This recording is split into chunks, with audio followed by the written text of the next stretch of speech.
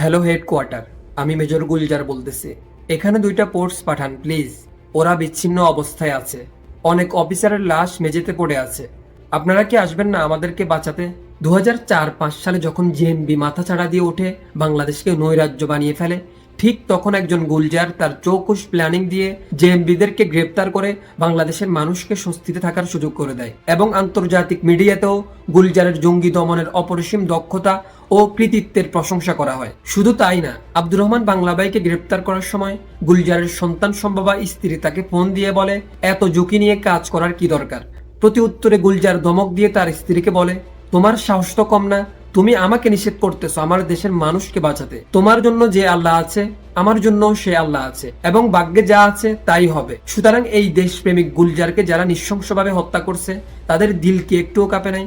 অথচ এই দেশপ্রেমিক গুলজারের লাশটাও সবচেয়ে বিকৃত অবস্থায় পাওয়া যায় হত্যাকাণ্ডের ঠিক 11 দিন পর। মনে রাখবেন কিন্তু 56,000 বর্গমাইলের এই ভূমিতে অনেক সেনা অফিসার তৈরি হচ্ছে কিংবা হবে, কিন্তু গুলজারের তুলনা গুলজার নিজেই। গুলজার আরেকটা জন্ম নিবে না 100 বছরেও। প্রিয় গুলজার, আপনার দেশ প্রেমকে আমরা সেলিউট জানাই, আপনার আত্মত্যাগকে আমরা সম্মান জানাই। সেই সাথে আপনার অদম্য কৃতিত্ব আমাদের জন্য আজন্ম ধরে অনুপ্রেরণা হয়ে থাকবে।